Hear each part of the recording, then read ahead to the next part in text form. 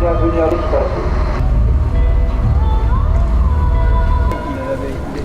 Qu'il fait bon vivre à Bonifacio.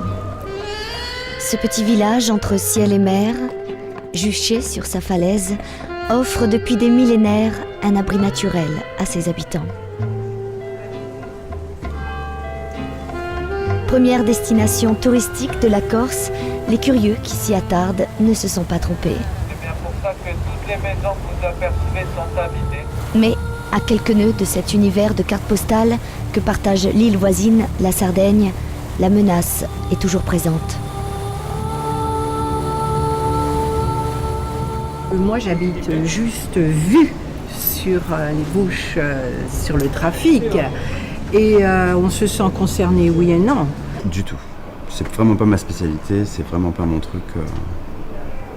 J'ai d'autres centres d'intérêt. Tant que les gros paquebots, ils coulent pas, c'est tout. Dans les bouches de Bonifacio, c'est tout. Une crainte justifiée. Séparées seulement de 5 km de distance, ces deux îles méditerranéennes ont déjà été témoins de traversées malheureuses, comme celle du cargo Le Fénès en 1996. Bonjour, la nuit dernière, un cargo s'est échoué sur les écueils des îles Lavez. Il n'y a pas de victimes, mais il y a des risques de pollution dans cette région qui est, rappelons-nous, une réserve naturelle. À 2h du matin, pour une raison encore indéterminée, erreur humaine, avarie de machine ou de gouvernail, le bateau de 85 mètres dans une mer agitée s'est littéralement planté sur un écueil à moins d'1 mille de l'archipel. Le carburant du Fénès, du fioul, a été retiré 15 jours après le naufrage. Mais avec les tempêtes d'automne, le blé dans les soutes s'est répandu dans l'environnement, une pollution que les scientifiques de la réserve naturelle des îles Lavezzi ont quantifiée et dénoncée.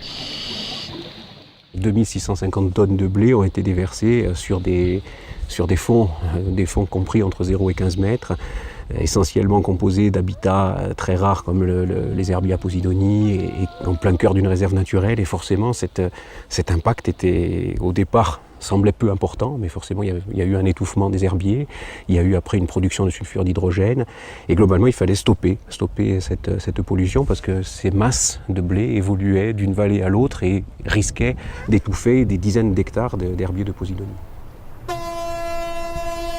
Une longue procédure juridique a contraint armateurs et assureurs à financer la dépollution du site des îles Lavezzi. Autre conséquence notable, ce naufrage a permis l'éveil des consciences. S'en est suivi la mise en place d'un dispositif chargé de réguler et surveiller non seulement le trafic, mais également la nature de leur cargaison. Le sémaphore de Pertusato côté corse et la station de garde-côte de la Maddalena côté italien travaillent de concert pour qu'aucun navire empruntant cette zone à risque n'échappe à leur vigilance.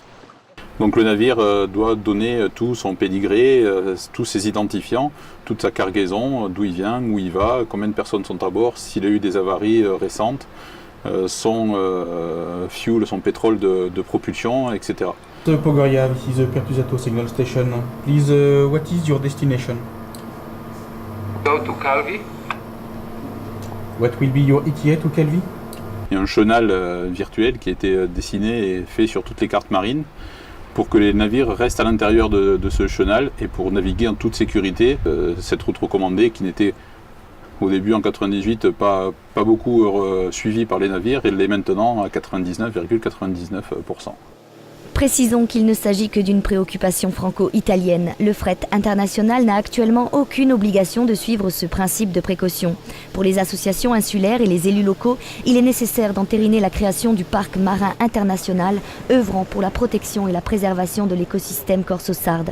Une instance qui dépasserait la dimension européenne et qui pourrait voir l'application d'une même législation applicable et respectée par tous. En août 2009, Greenpeace et les acteurs locaux organisent une manifestation et lancent un appel auprès des gouvernements franco-italiens. Ils n'hésitent pas à perturber la navigation des paquebots mis en cause et les apostrophent sur le degré de dangerosité de leur cargaison. Un coup médiatique destiné à alerter l'opinion publique et faire pression afin d'accélérer la mise en place du dit parc marin international. Il y a à peu près 3000 bateaux par an qui traversent les Bouches de Bonifacio, ce qui fait 8 par jour, dont 200 transportent des matières dangereuses. Donc il y a un vrai risque lié au transport maritime.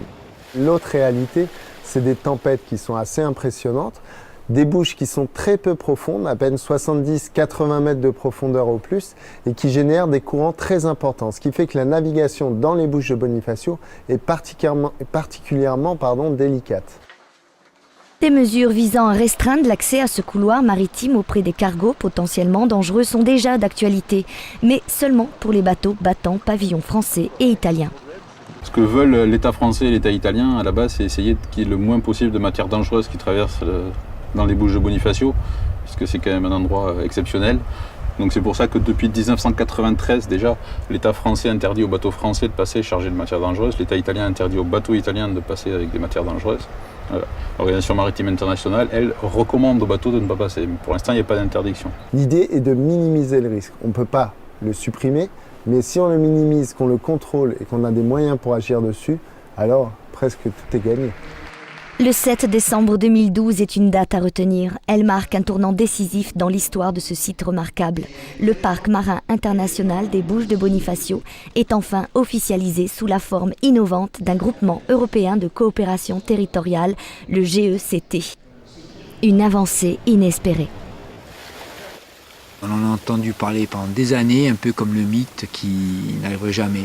Après, quand en 1999, l'Office de l'environnement a repris les rênes du projet, entre autres, donc a pris la gestion de la réserve naturelle des Bouches de Bonifacio. Là, on a vu que le projet a avancé petit à petit, bataille après bataille.